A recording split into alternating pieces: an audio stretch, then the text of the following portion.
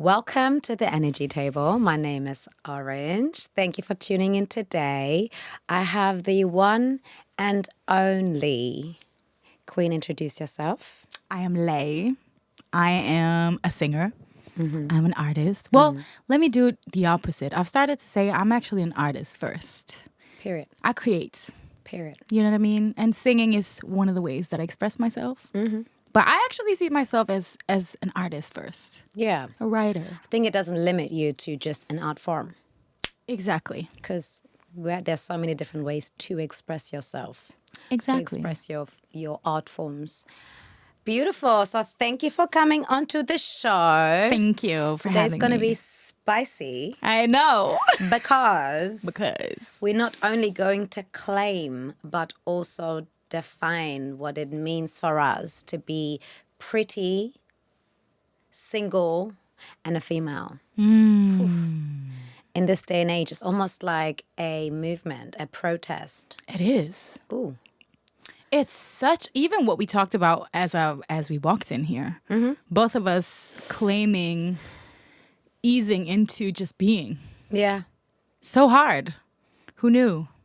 And being open for that redefining of that personal era, which usually the moment I feel like a woman overcomes and surpasses certain limitations, you'll find a whole crowd trying to pull her back, make her question herself about the confidence that is a calling, a confidence that's breaking cycles, that is pouring into a lineage of womanhood, of healthy mental health. Healthy mental health. Girl. How can one try and lure you back into something that is depressive and degrading? You know what I mean? But anyway, this topic, pretty single girls, which we both are, is your new single. Is my new single. PSG. PSG, Pretty Single Girls. Yes. Tell us about why and how and just what this song means to you. And because there is a meaning, obviously, the artist will have, and then there is the resemblance of the public. So I'm the public. You're the artist. Let's talk.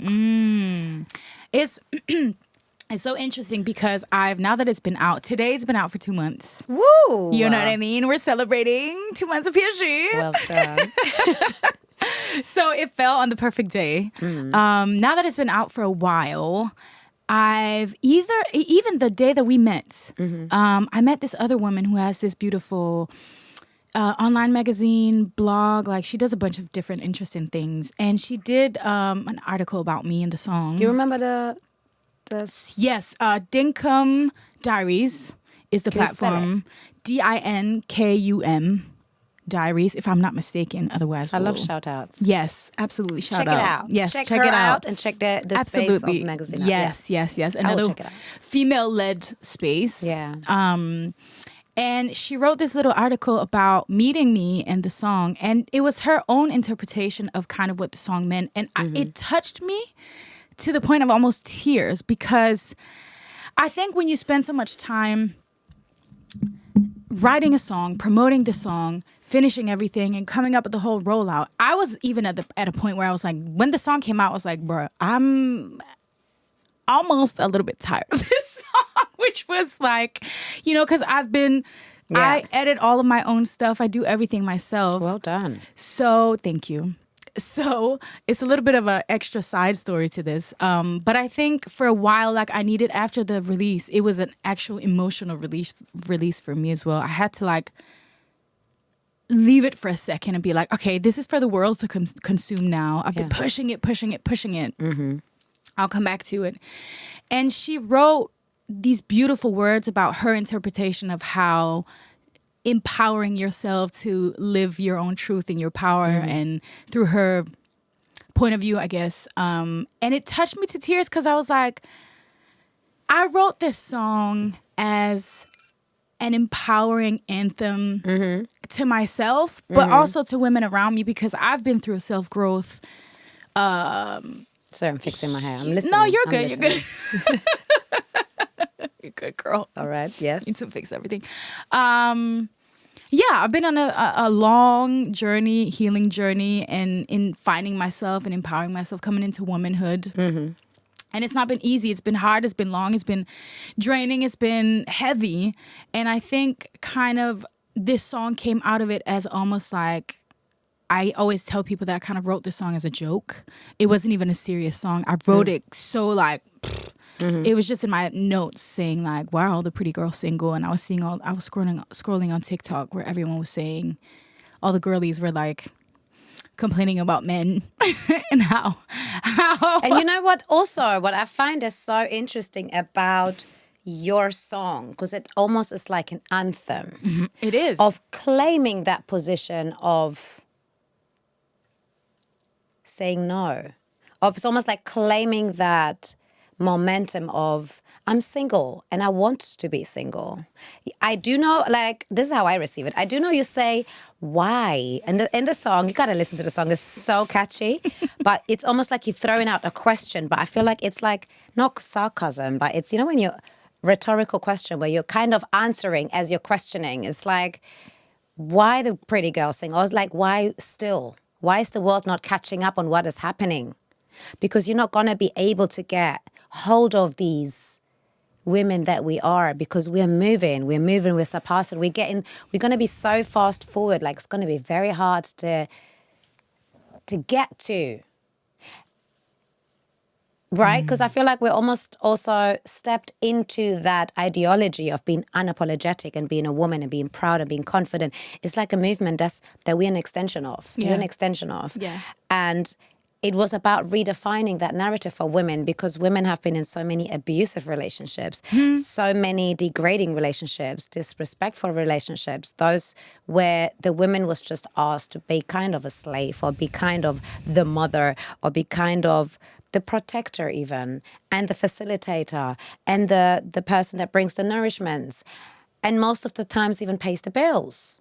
So it's like women have to start protecting themselves from that dynamic that we so-called here to blend into, which is just taking advantage. Yeah. And not letting us know most of the time of how powerful we really are and how needed that we are. Because once we know, we shall have demands. Yeah. Exactly. So I feel like your song is more about demanding, like it's almost like a call and response, calling out into the world and be like, what you guys doing? Like, step up to the plate. Literally. Because the pretty girls are out there, they're single, but you are not eligible. You're not there yet. So wake up. Yeah. Yeah. And I think that comes along with the conversation, and that's why it's interesting. And I think that's also why I wanted to do it in a playful tone, because the song for me personally isn't about, I mean, obviously there's a little like cheekiness and being a little bit like, why is it that you only want me when I'm broken? Why is it that you only want me when I'm, up, and then you suck me dry from my energy and blah, blah, blah. But, going back to the, abusive relationships, that I think I don't know a woman who doesn't have a story like that. And reaffirm, abusive is not always domestic violence. Oh, absolutely. There's so many ways layers to use abusive ways to limit a woman's outlook on life. So many different ways. So yes, her energy and her aura. And I think that's also why, I've been there. And that's kind of how that song got birthed, like a long journey of that. And I think when I say pretty as well, like obviously that's objective, but for me, especially like I think my glow up and my aura and my energy that has attracted, like even how we met. Yeah. And the way that I came to London was just like, I've spent an entire year pouring into myself only. I don't have kids. I'm not in a relationship. I chose to work on me for me. And I've never done and achieved as much. I took the leap of faith and I moved to a different country 5 months ago, Well done. Thank you. And I mean, it takes courage. Girl, it's taken a while, but I think that the playfulness, but also what I'm personally, this is me and my journey. When I say pretty, for me, it's an energy. For me, it's an aura. And I think what makes me pretty, and especially the way that I think I've been complimented this past year, not because that's what is important, but I've just noticed a switch in the world, especially London. Let me tell you, London is, the amount of beauty here is crazy. I don't feel like what I bring to the table is necessarily my physical beauty. I mean, I don't look bad. I got my good days. I got my bad days. Do say that too. But what I mean is, what I think, and it's a beauty and it's a prettiness or a power or an aura and energy that I have control over, because even as we met today, you were like, "Oh, you look so good," and I was like, I allowed myself to rest today. I've been needing to rest. I could tell. Not that you look that much different on other days, but I just you just look like you came from some spa weekender in a different country as well. I got a little sun today on my balcony. It's beautiful. Thank you. Yeah, I could do that. But the sun. But because I feel like also when it comes to beauty, we've been so indoctrinated and groomed to believe there's a certain type of beauty that we owe the world to give them access to. When we are Come on now. beautiful because we're meant to be able to appreciate ourselves. Absolutely. Not make it about how we connect with people, how we receive a compliment as a gateway to anything, but acceptance of self, appreciation of self. Yeah. Yes. You know, like when I've come so far, I used to be so uncomfortable getting compliments. Really? But yeah, because I feel like I wasn't comfortable being a woman that gets a compliment and then all of a sudden I owe somebody now something. Or I have to be nice. Like, I may not like you, but now that you give me compliments and you don't stop, I'm meant to soften. Okay. Are you meant to be safer now? Because you're not.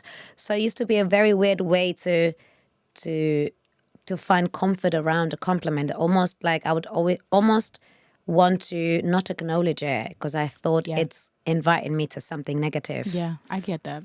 And then almost became a burden to me, to the point that I was trying not to be pretty because I thought how it may intimidate another or how it may create unhealthy friendships because there might be jealousy.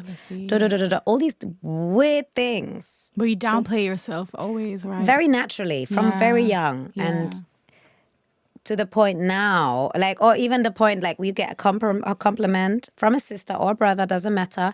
And then you try and just put the mirror and be like, no, you, look at yourself. Yes. Came full circle to just claim who I am, my energy, my look. I feel like the more I'm self-aware and proud to be a beautiful woman, the more it's not about beauty no more. It's about what you're saying, the internal space that comes out, radiates out as such a, you know, that essence that is defined as something that would make another smile, that would make another feel safe, that would make another feel attracted to the energy. Yes. What is beyond the energy? Yeah. Different kind of conversations will pop up, a little bit more resonance with humans without looks, without that kind of category. So I feel like as womanhood, sisterhood, I feel like we're making moves and it's a beautiful space, but I feel like it's quite hard. And I have children and I have committed to things that could make it a bit harder today, but it also, I feel like, allows me to see it in a certain light, in a certain way that helps me reconnect with who I am, because these humans connected with the internal me that sometimes I'm still checking out what that is. You know, spiritually wise, we've chosen one another. Beautiful. So I find, like, the more value I acknowledge of myself, the harder it is to see somebody worthy of being next to me. It's a very weird, difficult thing, because I'm a lover's girl. I know we're single and we love to be single, but I also love to be in love. There was this, I know, girl, I'm the same. I was just thinking, sorry, because I was like, cuffing season. Like, I was like, did I put some weird like manifestation in curse, or like I'm like now the the face of like being single, and like I have to stay single forever because this is now my brand. I'm like, nah, I'm trying to find healthy, cute, sweet, beautiful, balanced love as well. If it's out there, If you guys are out there, can you please tune in and let us know you're there? It's not about being anti, but I obviously it's more it's a self-love song. It's a celebration of I live my life on my terms. And I don't want society or men or anyone else make me feel bad about being single in this time of my life or in that time of my life or whatever. But it just made me laugh because I was thinking about the other day, my best friend who I also live with, me and her, we often we act kind of like a couple. So sometimes I'm like, bro, we sound like a lesbian couple at this point. Like, we might as well embrace it. Yeah. So I made this TikTok where I was like, guys, it's official. I'm married. And it was just a joke. Yeah. Like, hey, we're married. This is my wife. Because we spent so much time together. Yeah. And everyone in the comments, they believed it. They were like, oh my God, what about PSG? You're not a PSG anymore. I was like, oh, wow, you would still be a PSG. That's not the life that I claim. The PSG. Oh, they were talking about you not being single anymore. Okay, they didn't even say nothing about the shift. You know what I mean? Excuse, guys. I'm like, I think that, you know what? So many people do think that I'm actually lesbian. I've had a big chunk of my life people just assuming, being friends, never saying a word, and a decade later they'd be like, back in the days where you and the sister, you guys were, right? And I'm like, are you crazy? Like, I have never shown, not that I have a problem with it, but it's like, I never had a day where I was that with a woman in order for somebody to assume. No, but it was. For me, I think it's the hair. People just, but I mean, it's the hair, but then I also think it's, I love women so much and I'm like, I should be a lesbian. I want to be a lesbian. Like, I want to. Then be. Yeah. Go. I mean, figure it out. It might be some calling there. Life is long. You never know.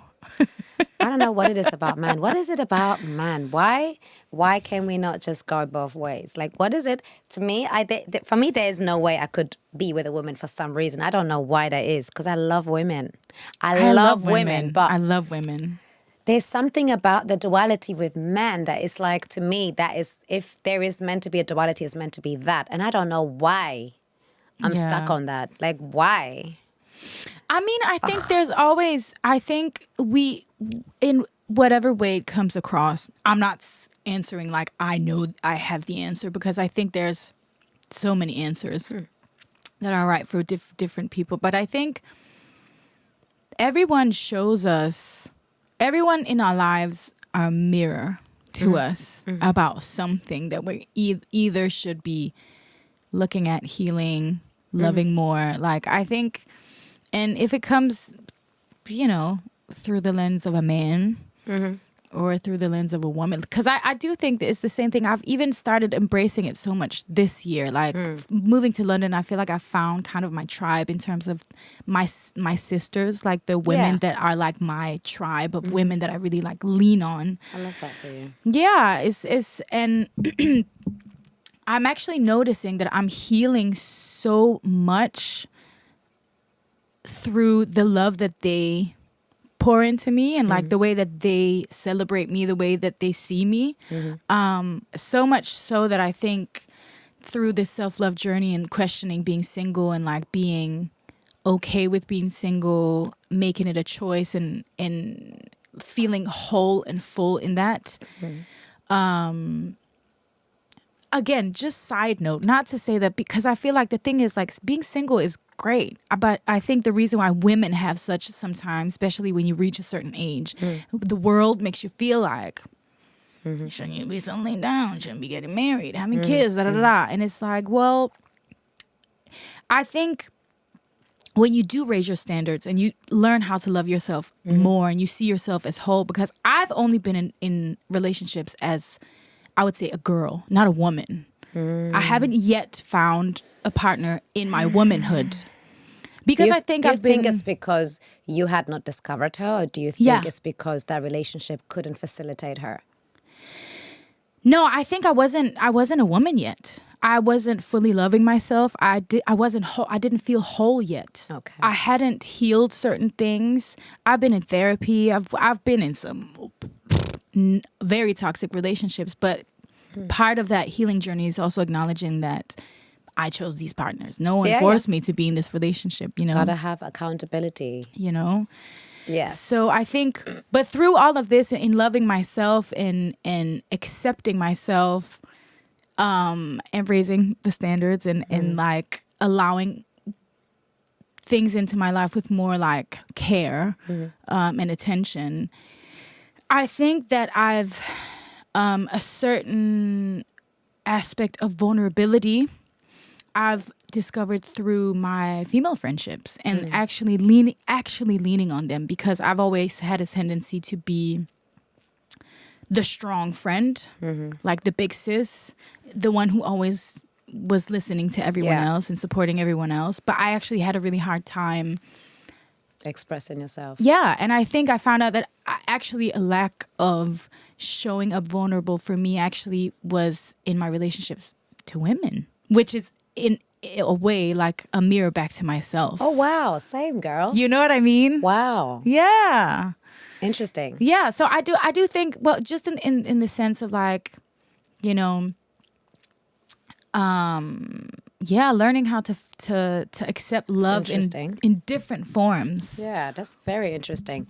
That's very interesting. Why do you reckon that is? Because again, like I do remember myself being able or looking for a relationship with a man where I can be vulnerable. It's something that shows me like it's like a compass. Like I can understand where I am in the right or wrong place by bringing that in. But with the sisters, it took me a long season of going through different dynamics with women where I wouldn't check out the territory in the same similar way. Yeah. Because that's what it is. Because when you make full circle and you realize, whoa, this has gone left really, really hard. But I've never actually put myself out there to see how the other person will hold my space. And then when it came to it, years later, you realize, oh, she was never really a sister like that. Right. But it was also the ignorance of self. Yeah. Not checking that. Because we do that with men. Now we check the environments to see, is this something that is doable? Is this something that's realistic? Can I be safe? me? Yeah. Even though we have answers and we not always follow up with what we gather as information, but we are gathering information. Yeah. We should do that with the sisterhood as well, because now, fast forward, we have friends that actually hold our spaces that we can be vulnerable with. Yeah. We've learned by, I guess, having neglected certain things. Absolutely. And now we know better and we're moving. But I do think a big part of this is like, it's maturity, if I'm being perfectly honest. It's like getting to know yourself better. And again, like knowing yourself better, being accountable and loving yourself more. And then, but I also think, kind of like you said, you know, there's a certain way that you said this thing about duality. We could say like yin and yang. Like something that I used to do when I was younger was I would fall in love with someone and they would become my whole entire world. But it's impossible for one person. If it's a girlfriend, a boyfriend. I'm rolling my eyes because I feel like this is the biggest weakness we have as women. Yeah. And I think, I would disappear. And especially like, again, like I said, I'm the oldest daughter. I'm a big sister. I'm a Taurus. Like it's in my nature to be so like, I'm a caretaker. Like that's my nature. I really love taking care of people, but so much so that I would forget to take care of myself or protect yourself. myself, love myself, nurture myself. And how can you can't really pour from him. I mean, it's a cliche thing to say. We all know this. It comes from a real thing. Like it is like we can't pour from an empty cup. Look. Oh, wait. There's one You drop. want some water? There is nothing I can give you. It's so stupid, right? But sometimes we need to like remind ourselves that, Do you want to pour your own cup as well? I will, girl. I'm an independent woman. Wait, hold up. Ching, ching. Oh. I had a point with all of this. Well, let me. I'm making my point physically. Exactly. I'm helping you. Cheers, girl. Cheers in full cups. For filling up our cups. Period. First. Make sure you do that with your girlfriends too. You know what I mean? Fill up your cups intentionally. Cheer. Be intentional about doing it. Support one another in the action of creating more habits where we are doing that naturally. Yes. And we make room for each other to do that. Like, I love when two sisters, and you can go back to your point in a minute, but when two sisters lose touch with themselves because they are busy pouring into their own cups, and both sisters are cool. Nobody's going to be like, you left me hanging over there. Yeah, no. Why were you not giving me my regular consistency that you got me used to? But all of this entitlement. Toxic. No, it's going to take one doing it for themselves to understand what it takes and facilitate. So this is where, whoever is not holding your space because they don't understand what you're doing, it's because they're just over there. So you got to think twice when it comes to the people you surround yourself with. But in a way, I want to come back to just saying, like, it's maturity, I think, and because even if I get it, like, there's loyalty and we support each other, we're there for each other, but don't get it twisted though. Like, female friendships can also, like, energy vampires are everywhere. Oh, it's my like God. I know how to pour like fill up my own cup, but give me a second to do it though, and I'll be right there with you. I can only be as good of a friend as you love me and know me to be if I have that time to do the things that I need to do to 100%. refill myself. 100%. And I think confrontation also invites you to see clearer. Absolutely. When you're in a position where you have to say no. Yes. And somebody will test the no. And you're going to look at them in a different way. You're going to position yourself differently to reaffirm what it is that you're saying, again, for somebody to get to know you that way. Because it's important that when you love each other, you understand what corners, if you push your friend towards who they can become, that as a good friend, you shall avoid. You shall try not to even judge that there is this side of this person, because everybody has learned to protect themselves. Everybody had to learn how to shut somebody out when they're not healthy. Yeah. So that side, it's like the ego. We need our egos. You cannot judge somebody for having an ego and repeatedly doing something that brings out their ego when you understand and you witness their sweet side, but you're not doing anything to cultivate a safe space for somebody to just be sweet. So in friendships, it's also holding accountability to inviting certain people in and making them comfortable and keeping them around and making them believe something that's not real to you. Yeah. Because I feel like the further you go in a false way where you're hiding and hesitating to show who you are, the further you go somebody, the longer it's going to be the walk back, because you're going to walk by yourself. Yeah. I mean, I think all of this, it is going to sound so, and I don't mean to say this in a way where it sounds like I feel like I have the answer, because I don't think I do, because otherwise. But you may.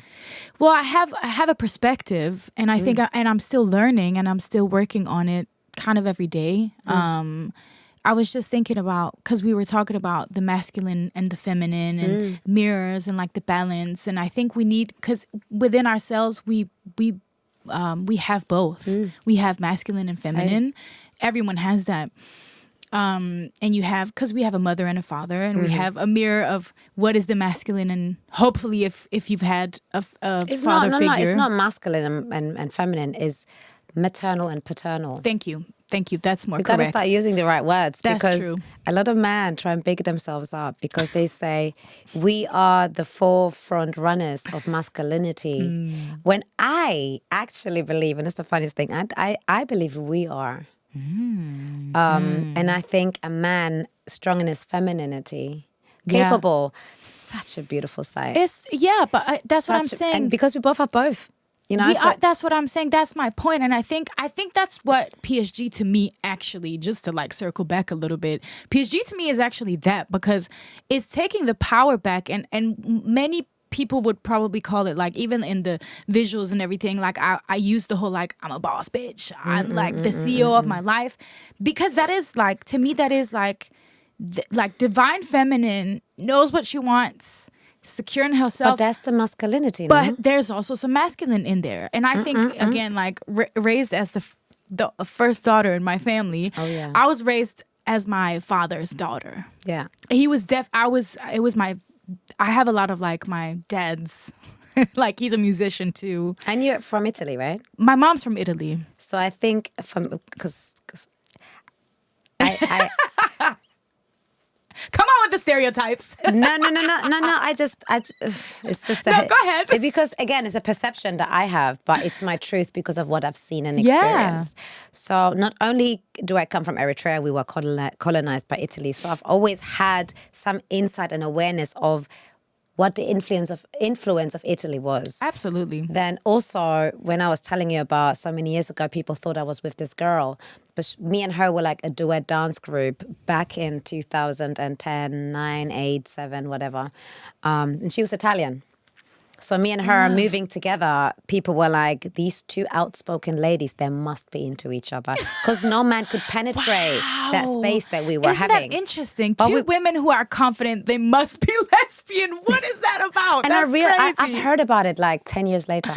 That's People were just crazy. like, obviously there was some man that approached us, some whatever interaction we did have in our experiences at that time. But a lot of people didn't approach us because they just assumed, because we lived together as well, that one. So because we were so in tune and in sync, Yeah. we knew what each other likes to eat. We were basically applying that beautiful, nurturing ability just to each other. Like one of us would cook and bring it to the video shoot that we're going to be going to whilst, okay, I'm saying too much. While we're preparing these different things of comfort, different things that we like, Yeah, you know. being there for each other. And I feel like outsiders were feeling a bit of, but you two are women. Why am I not considered? Yeah. You know, but you were not in our space. Interesting. So people are So thinking we were interesting. just a bubble of love of that kind. And it's so Interesting. hilarious for me. But that's actually, again, kind of like one of the themes, because we're at the end of the year now. I've been doing a lot of reflection on kind of, what's been going on this year for me. Yeah. And I think I'm someone who always puts a lot of emphasis on, like, my career and, like, what I've done rather than how I felt, what I've learned, what I experienced. And I think maybe this is one of the first years that I've actually really, really, really reflected on how I've been feeling and what I've learned and, like, how I've grown through relationships. And I think, because I wanted to come back to female relationships, and I really do think that, like, what's the word? Non-romantic love. What is the Platonic? Platonic, thank you. Platonic love is so underrated. And it's always placed as under or secondary to romantic love. Like, assuming that if it's not sexual, it's not as beautiful, as Valuable as nurturing and fulfilling, which I think is kind of like coming back to the whole duality thing. I think me disappearing and losing myself in my past relationships when I was a girl and not loving myself yet enough as I didn't know how I wanted to be loved either. I know that now. I can name it. I can tell you how I want it to feel. I can tell I don't like this. I like this. I can verbalize it.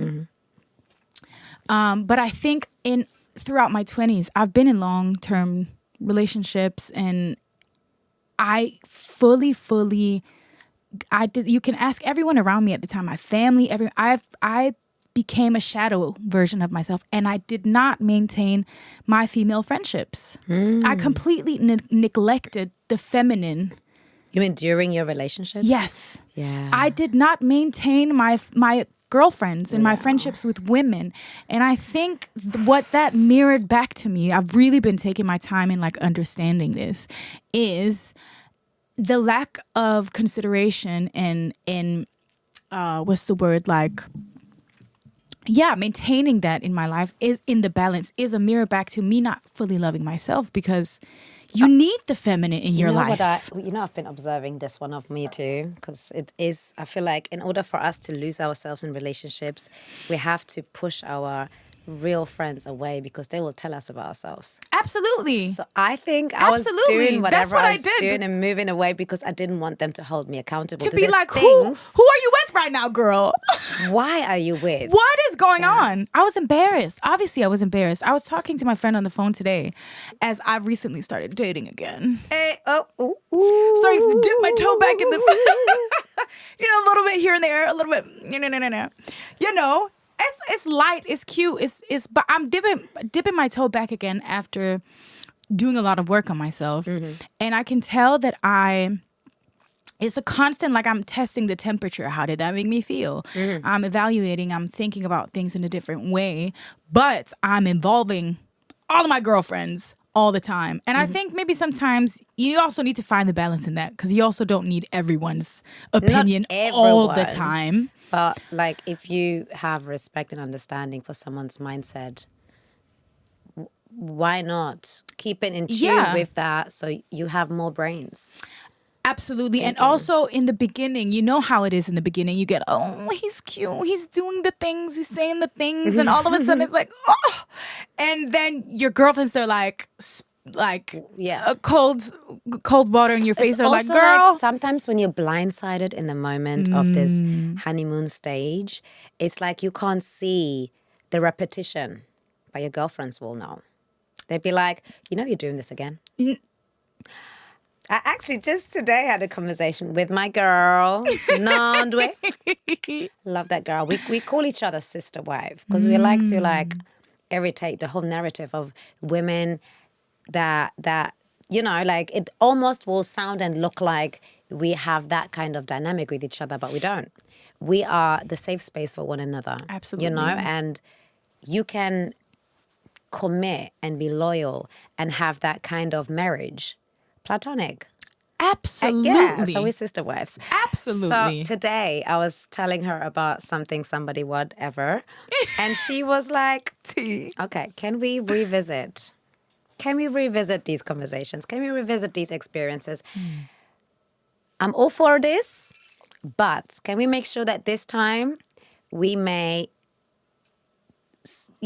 introduce or we may step into it in this mannerism that previously we've agreed would be safer. Now we've got the opportunity to do it. Yeah. And at the end of the conversation, it was just suggestions because she was reminding me of something that I was blindsided in the moment of just feeling the feels. And I was very grateful because I needed that check-in. Because otherwise I may reintroduce the same lessons to me just because it's cold outside. And you know what I mean? So, cuff and season, girl, we're all human beings. But what I love about that friendship, in the same time, the end of the sentence, she said, you don't have to do anything I said. It is your life. Girl. Ultimately, you're the one to know what to do.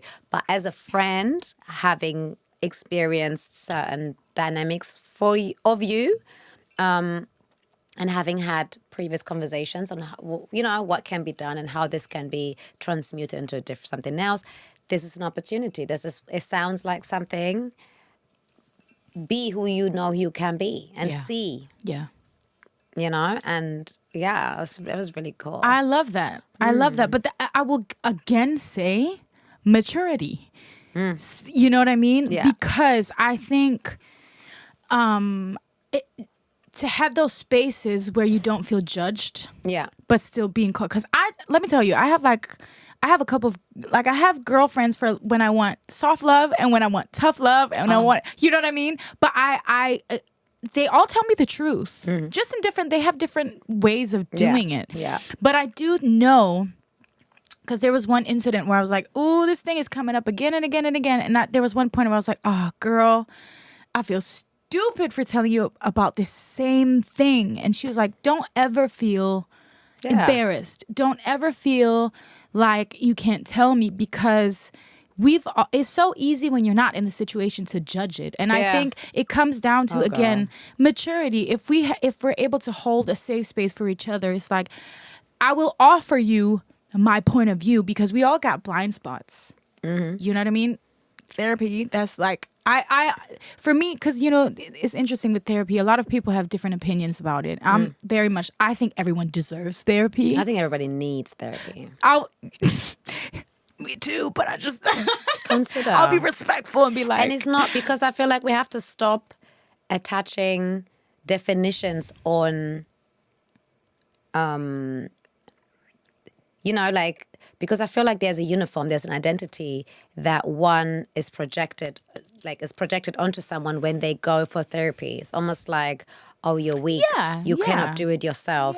You're dependent on da-da-da. You can't, you like, all of this. still taboo. Things to create an insecurity when, and really and truly, when somebody speaks like this, I just understand that where they are at with their lives. Because I think what is therapy is the thing that we're lacking these days, because we are so far away from home. We're so far away from our communities. We're so far away from the ones that knew our parents' journey, to understand our journey, to understand our children's journey, to give us useful suggestions and guidances. We don't have that. Like we're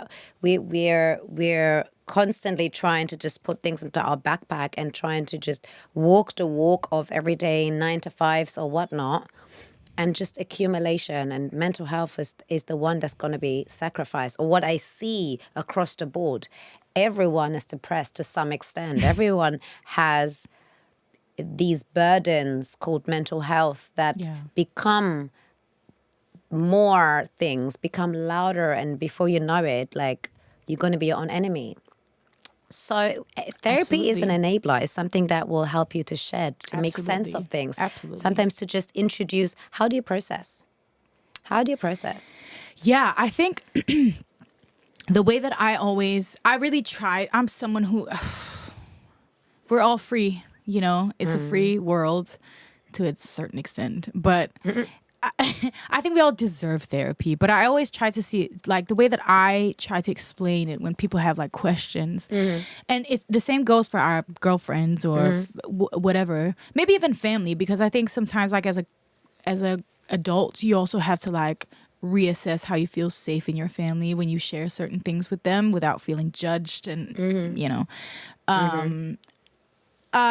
I always say, like, we all, like, so for example, if you have toilet paper under your shoe, or you have something stuck in your teeth, or you have something on your back, you would want someone to be like, hey girl, let me just, you know, but you have people who are so proud, like, no, I got it. I got so much self-awareness that I can see myself. And you also got people who take out their phones and start capturing, because they think it's hilarious to watch you in a dilemma, to watch you not being spot on, you know, not to be at your best. It's a very twisted world. You don't really know who to trust, which is why I think therapy environments, because they're professional and they get paid to do a job, they have to be neutral. They have to be accurate. They have educated themselves to be able to provide insight for somebody that does need counseling, that does need help to just connect the dots. Because this world is very confusing. Shoot. I mean, you know what? Like, funny enough, I've been to therapy. I remember going to therapy as a young person. Very not usual for my family, I would say. Yeah. Because I need help while everybody's just trying to look equipped. But I'm quick to be like, no, I need help. Let me go to the places where you have help. Yeah, so I signed myself up, and because there was all these projection, the indoctrination that was making me very confused. And it wasn't the right women. I didn't enjoy talking to the lady and didn't feel safe energetically, and I stepped out. So I invited her in, stepped out. The next time is when I had my second child. I fell into postnatal depression. Yeah. That's what it's called. Postpartum depression? Postpartum. Well, I don't know, girl. You tell me. No, postpartum. I don't have kids. It is postpartum. Just because I was speaking about German days, for some reason my brain went German, and then I couldn't remember the word. I get it, girl. Being bilingual is so funny. It's trippy. Hey. Girl, I get it. I took myself to therapy there. I did share with my partner then that I was feeling very concerned about my state of mind, the way that I couldn't catch and I couldn't stay present. And I had babies, like Damn. tiny, tiny beings that were Yeah. looking at me, needing me all the time. And I was just kept zoning out. So I was like, this is very unhealthy. I don't know me like this. And I should be on the peak of joy. So I don't understand what's happening. So I went, took myself to the GP, rang the alarm rings and said, something is wrong. Can you please help me or guide me where I just need to talk to somebody. So I went to talk to somebody and it was fine. After 3 months, she's like, you're good. You're good to go. And I was fine. I was fine. There was just little things that I needed to, because normally I'm the therapist for my friends. But I didn't know how to make my friends be my therapist. I didn't, that sister thing, I never knew how to do it. To receive. So I went and I made sure to get the help. Girl, years later, when I was separating with the children's father, that was his big announcement to be like, you know, she went to therapy. She never, like the way that he would construct and just pick certain seasons of me where I was voluntarily and proudly showing weakness because I was in need. But obviously, it was a trauma bonding situation. But the fact that he was apparently making notes, taking notes, and just trying to construct something to say she needs help. She needs help, and she went to therapy then. She went to therapy then. She had a new baby. Like the way that society, humans, will go out of their way to try and use the little things that you confidently, courageously do for yourself, and they will try and turn it into something that is why people don't like to talk about therapy. Yeah. Is why people don't like to share this, because it's not...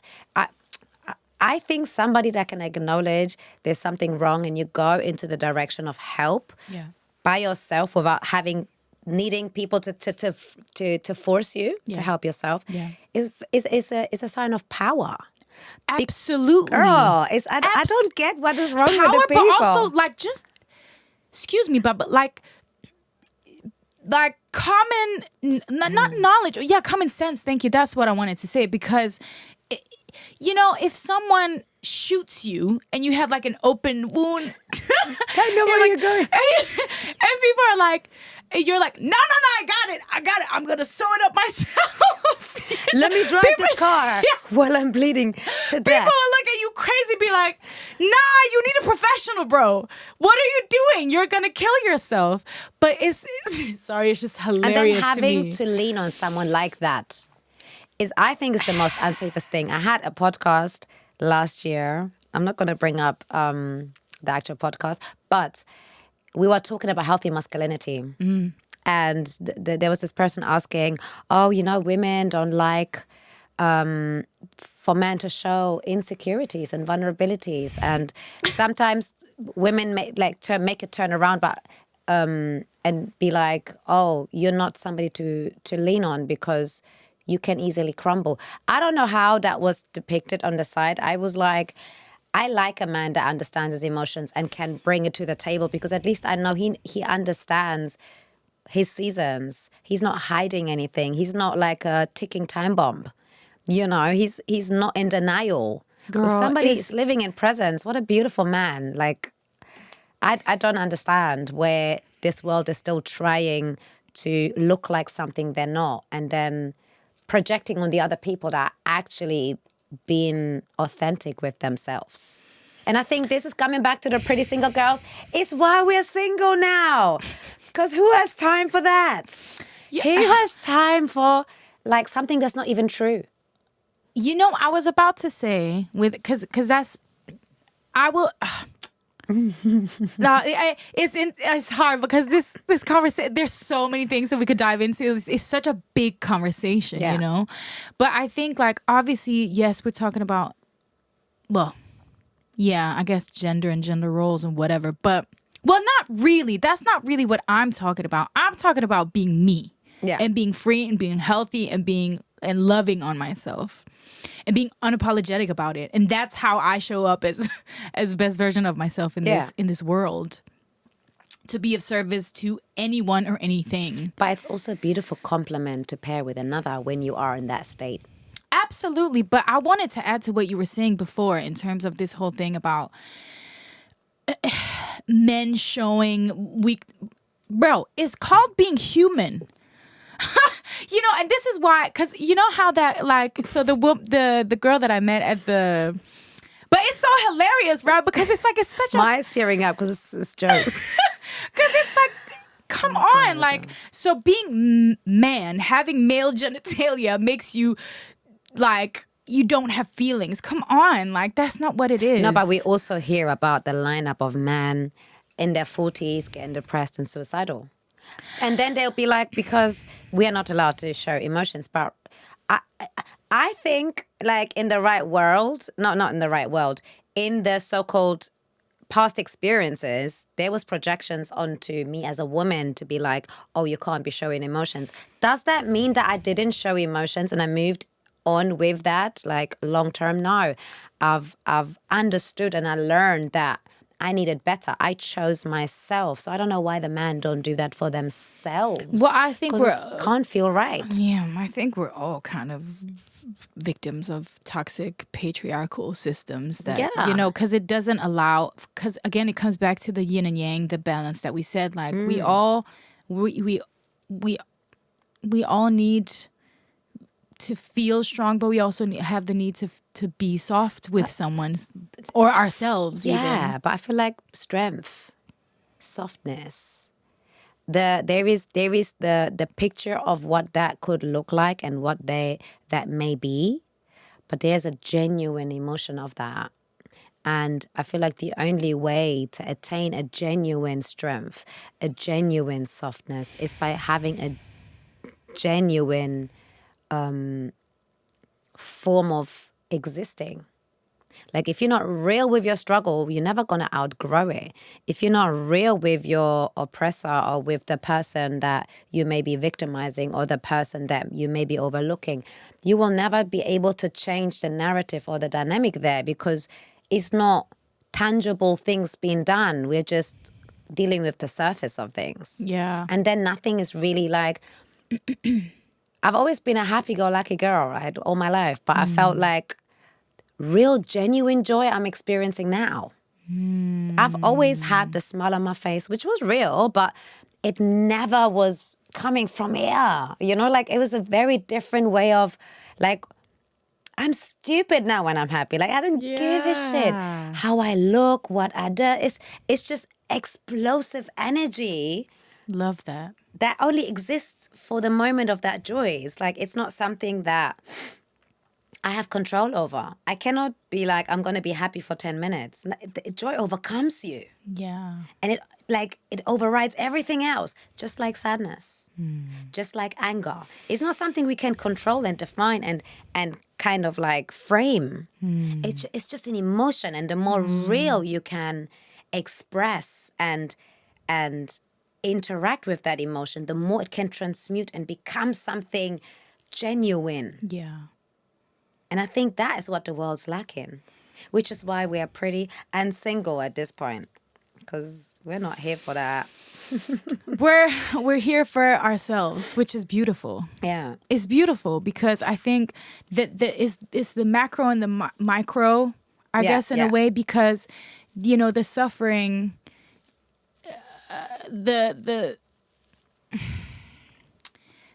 It's a systematic oppression, that women suffer in different ways, men suffer in different ways. So we can't even connect.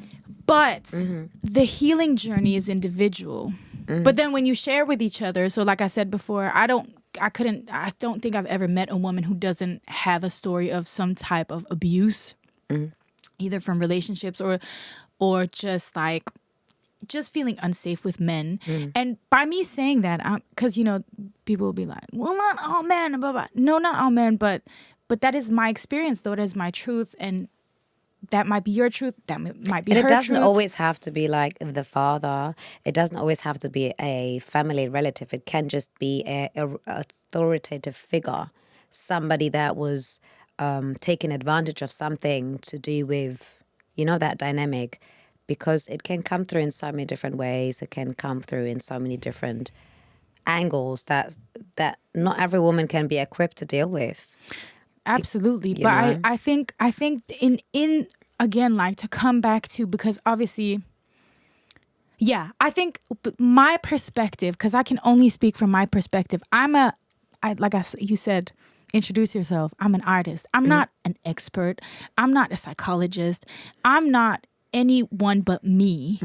And I'm trying to do my best in this life that I've been given to live my life to the fullest, because through therapy, through diminishing myself, through examining what are my patterns, what have I been doing the past 10 years of my life where I've been in relationships and I've been entertaining whatever, like my family structure, like how did I learn to show up for others versus myself? And I've been kind of shedding these layers. You know what I mean? Looking at it and being like, interesting. I did that here, but I also did that there.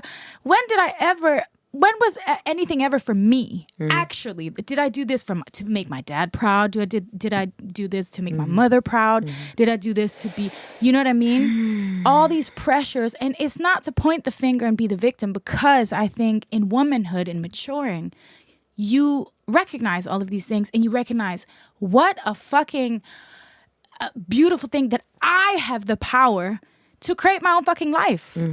And that's why the pretty girls are single.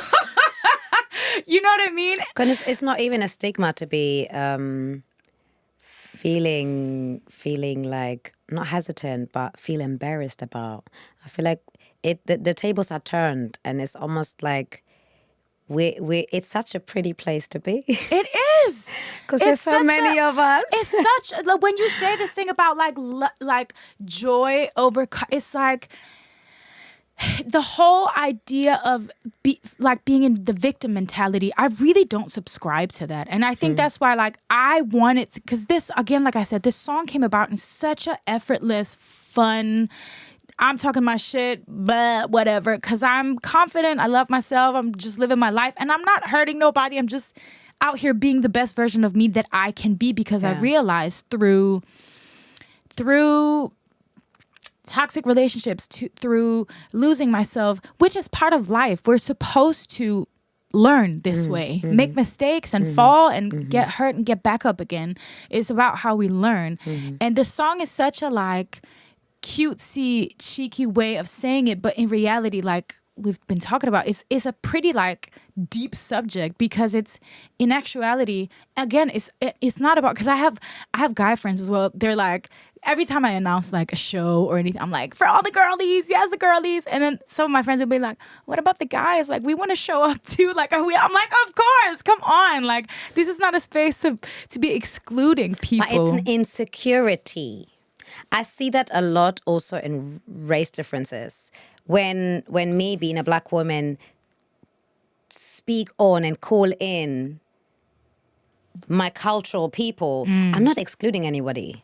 But this is the platform right now. This is the branding right now. Because that was, you represent. This is the purpose at this very moment. Yes. But you will see in my consistency that I am not anti anything else, and I'm very open and all this, but I do like. My friends know not to feel excluded like that. Of course. Because I see myself as a world person, and I want to raise my children to be world people. I don't want to have this indoctrination of insecurities in them.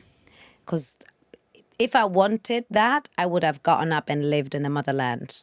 Like, there is no point living somewhere just to oppose and be fighting the mission every day because everybody has to know what I know. No, I don't have time for that. But sometimes I will say something or post something or make a shout out, because it's very much applying to the empowerment of black women or of black men or of black love. But it doesn't mean that if there is an event of such, you couldn't come. Like, I would love for it. It's almost like there is events for like the LGBTQ community. I'll show up. I am not, but I will still show up because I love, because you want to show community love. building. I love support people that love. You find love anywhere. So when I see an environment that is a community based on their love languages and their love ways, and I can see myself be comfortable there, I will come and be loud and proud just like I am everywhere else. Girl. The same vice versa. I expect people to not expect me to be not inclusive because I'm not wording everybody is an insecurity. Men and women have it. Absolutely. When they realize that women seeing everything for what it is, they're going to be like, oh, is she going to come for me now? Is she going to come for me because I am one of them? Yeah. Even though I have not actively be one of them, but I belong to that gender. You know, it's like, is that going to be attacked because we've been attacking you guys? So it's an awareness that needs transparent conversations to even be like, why would you think that why would you think that I don't want you around? What Yeah. is your explanation? Let's have this talk. I mean, it's you know what? While you were talking, there was two things that just kept circling in my head. I was like, let's come back to the image of the glass being full or empty, because if we talk about patriarchy, I'm gonna say some wild shit now, guys. Do it.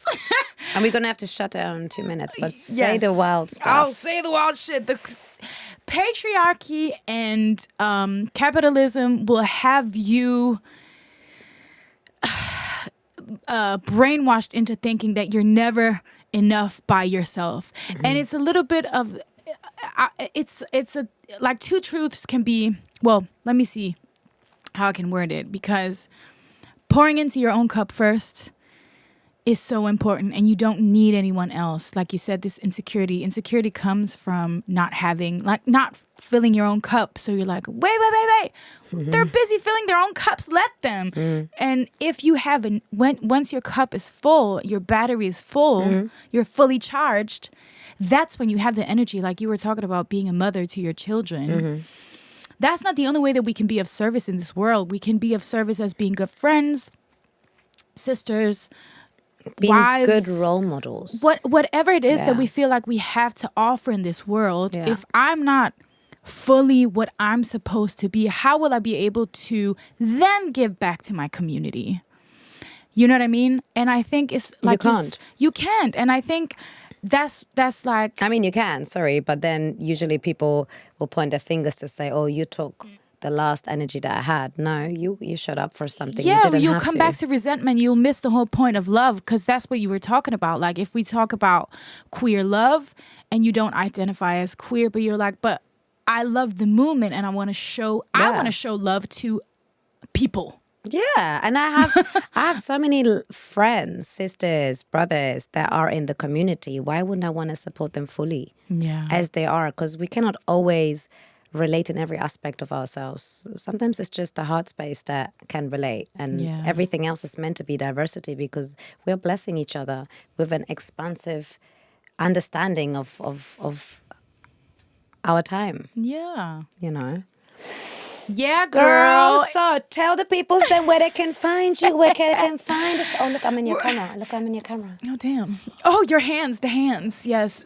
We need to flex our nails. Yes, girl. Tell them. All right. So let me close out by saying all of this, come find the love. We spread love. It's not about separating. It's about love and being empowered. And I think my main mission, I just want to end on that. Like my main mission is to be like the highest version of myself I can possibly be, and live this life that I've been given. I want to live it to the fullest, because I'm the first woman in my family that has chosen this path, not being married, not having kids at this age, and I'm really, really proud of that. I feel like I'm kind of the big sis that I wish that I had. Yeah.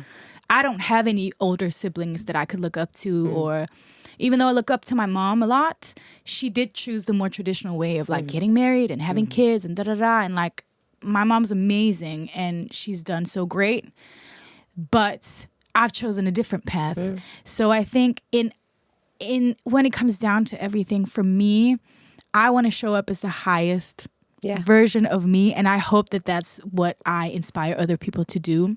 So that's kind of, I guess that's my whole mission, I think you are at every given stage. Is this like the way that your higher self shows up will be more and more, but you always attain the highest form. Yeah. I see that in you. Thank you. Yeah. Oh, I feel like that. we meet at that place as well. I think so too. Because we're not here to play. We attracted the same frequency, you know what I mean? Yes, queen. Yes, queen. So tell anyway, them sorry. your handle. Let them know where they can find you on the platforms. So on Instagrams on TikTok. You can find me at @sheisleigh__.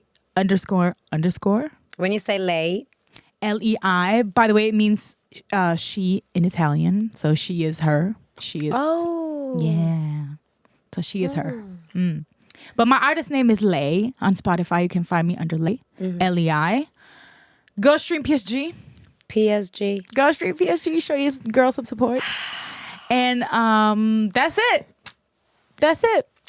Please get involved in this talk, ladies. I know you all have so much to say. Like, comment, speak to us, subscribe, share this with your friends, with the ones that you would like to have this conversation. Just let us be the icebreakers. I keep saying it. Yes. But thank you for tuning in. Thank you for coming. Thank you, girl, for having me. And yes, see you guys next time.